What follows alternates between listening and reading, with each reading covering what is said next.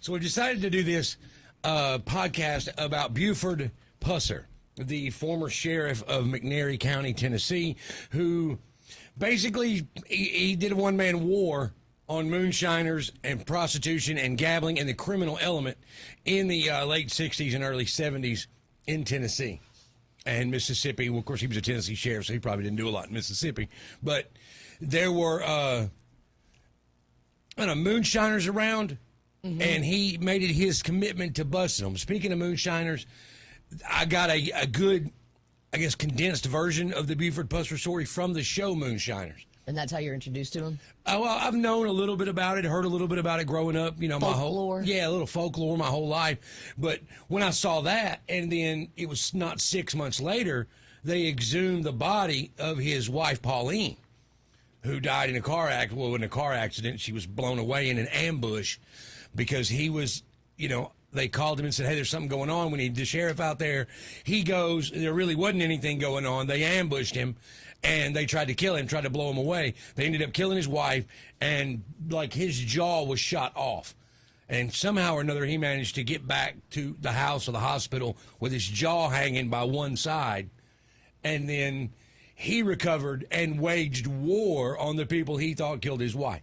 That's the story anyway.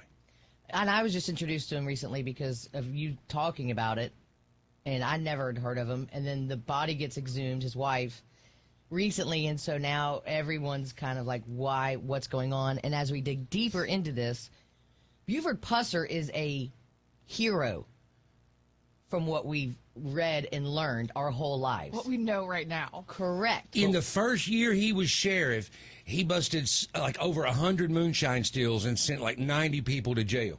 And he carried a big stick because he said he wasn't going to carry a gun, which comes into it later. But he was known as the sheriff who was going to clean everything up. And this town loved him. Yeah, the whole and county still did. do. However, when you dig deeper into this, he was a wrestler in Chicago who moved back here. His dad was sheriff. Then the sheriff he was running against was killed in a car accident 4 days before he became sheriff. Right before the election. There's all of these things that if you look deeper into, was he really the hero this town has made him out to be?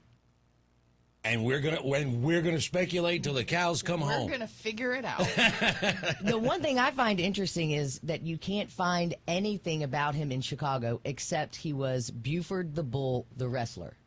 And I think his workplace, he worked at like a metal factory or something for a little while. You know more than I do. That's where he met Pauline, was in Chicago.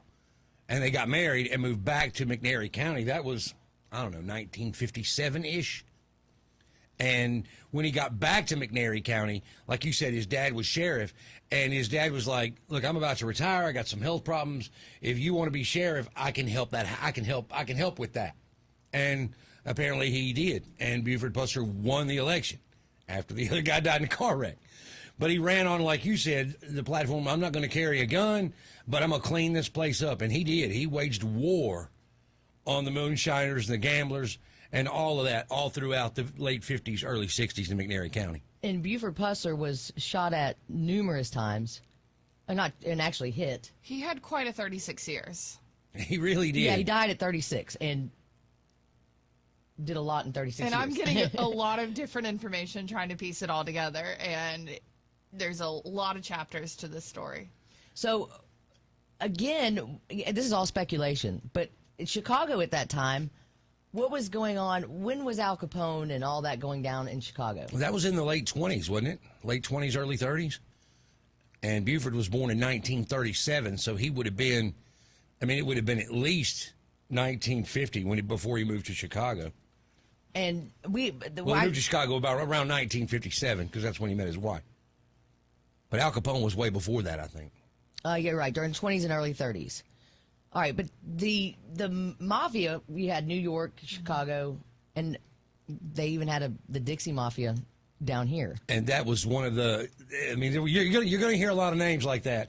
Dixie Mafia, Louise Hathcock, Jack Hathcock, the Towhill, what was his name?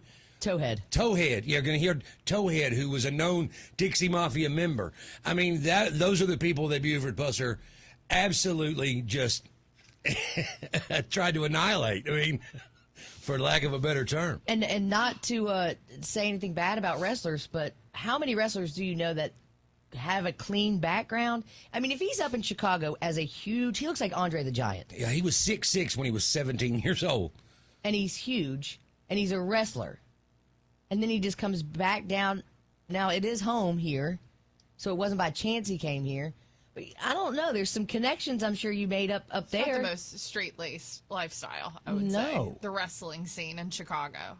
Well, Buford Pusser got the attention of the Dixie Mafia and the State Line Mob when he killed Louise Hathcock at the State Line Inn, and that went down because somebody had gotten robbed, and at the State Line Inn, and they called the sheriff, and Louise was like, "No, you didn't get robbed. You're out of your brain. Nobody robbed you here." Although that was very common at the State Line Inn, and when Buford got there, his deputy was like, "Hey, you might want to put on a revolver for this, just in case. You don't have to go using it, but you need to have it on you." And he was like, "Well, all right, this time I'll do it." Well, he goes in, and there is some sort of argument with Louise, who is the queen pin, apparently, of this whole thing.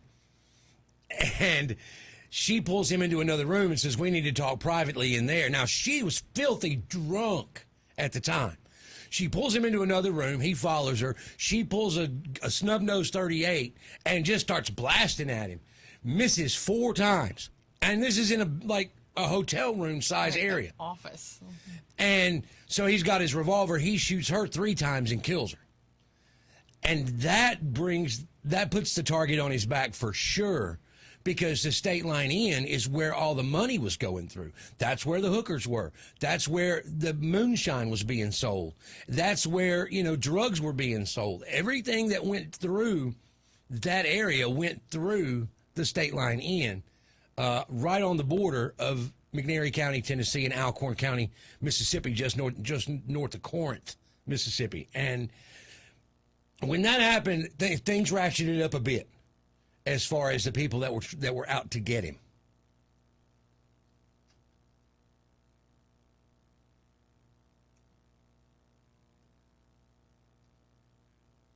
And that's about as far as I got.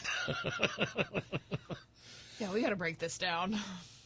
Yeah, there is an awful lot here, and I'm not sure this little podcast should it go in chronological order, or should we go by event? Or man, what I was watching last night, this is where it just gets me. There is so much information, and there is so many police reports that people have pulled and read and looked at. There's something to do, and I can't remember because I was falling asleep to it. Was the deputy that was with Pusser when that shooting went down? Mm-hmm. Man, I can't remember, but he either didn't say something or did say something after it. That makes you wonder what went down in there. It's like stuff like that where we got to have the facts down. yeah.